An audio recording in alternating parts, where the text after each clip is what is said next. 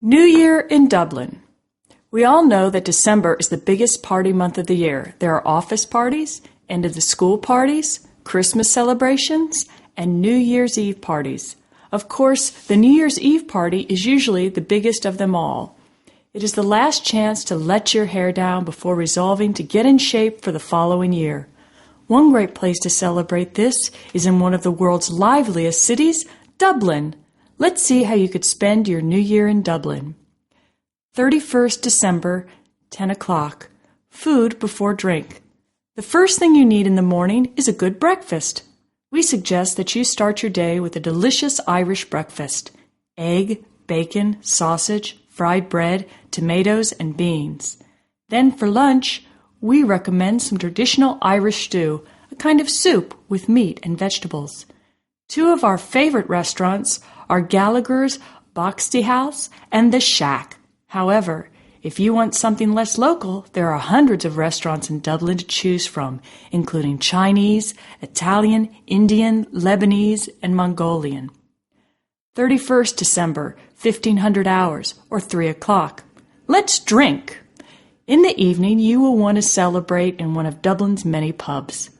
But which one? Planning an evening out in Dublin seems like an impossible task as the city is full of them. In fact, the writer James Joyce once wrote in his book Ulysses, Leopold Bloom, "A good puzzle would be to try to cross Dublin without passing a pub." Just to help you choose one, we have a few recommendations for you, but be careful because they are all popular and you'll have to book your tickets in advance for the New Year's celebrations. The Brazen Head is in the south of the city. It's more than 800 years old, and it's Dublin's oldest pub, built in 1198. It's lively, and it's got lots of character. Another popular Dublin drinking hole is the K's in Temple Bar, an area of Dublin. It is a friendly pub with traditional Irish music and dancing. Don't be surprised if you get dragged into an impromptu sing-along by some friendly locals. Further down the road is the Left Bank Bar. This was one part of the Bank of Ireland, and it has amazing decor with its coins embedded in the walls. You can also walk around the old vaults in the basement.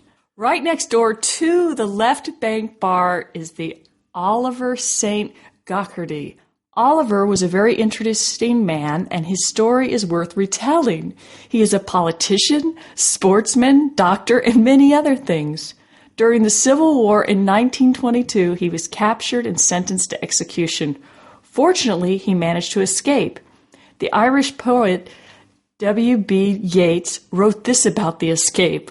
Pleading a natural necessity, he got into the garden, plunged under a shower of revolver bullets, and as he swam the ice-cold December stream, promised it, should it land him safely, 2 swans, which is translated as, he said he wanted to go to the toilet, got into the garden, ran as they fired at him, and swam across the river.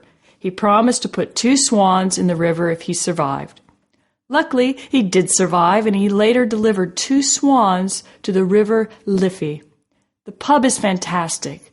There is a constant party atmosphere in the downstairs bar, where they play a mixture of modern music and traditional Irish tune with lots of people dancing. Upstairs, live Irish bands play on weekends and special occasions, like New Year's Eve. You never need to order your drinks more than once, as the friendly bar staff always remember what you are drinking. Nightclubs. If you don't want to go to a pub, you may like to go to one of the many nightclubs in Dublin. Dublin has plenty to offer you. There is Odeon, which is a converted railway station. This is where Dublin's hip and sophisticated young things go. POD is also popular. It was once voted European Club of the Year and attracts all Dublin's house music fans.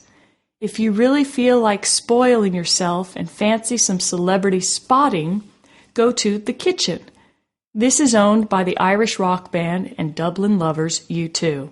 It is considered by many people to be the best nightclub in the city, if not the world. The music ranges from contemporary dance to hardcore drum and bass.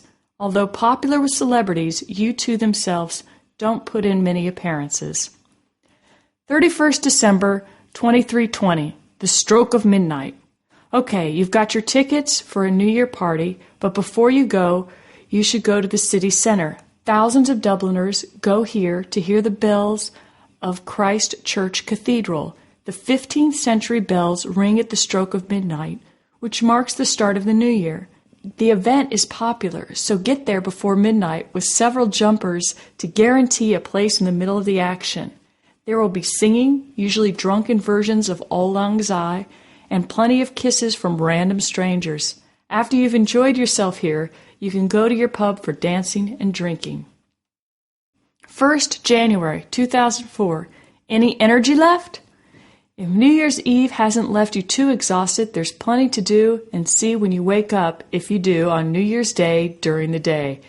There's a City Tours bus tour, which takes you past all of Dublin's famous landmarks. You can get on and off the bus as often as you like to explore the sights and then catch the next bus when you're done.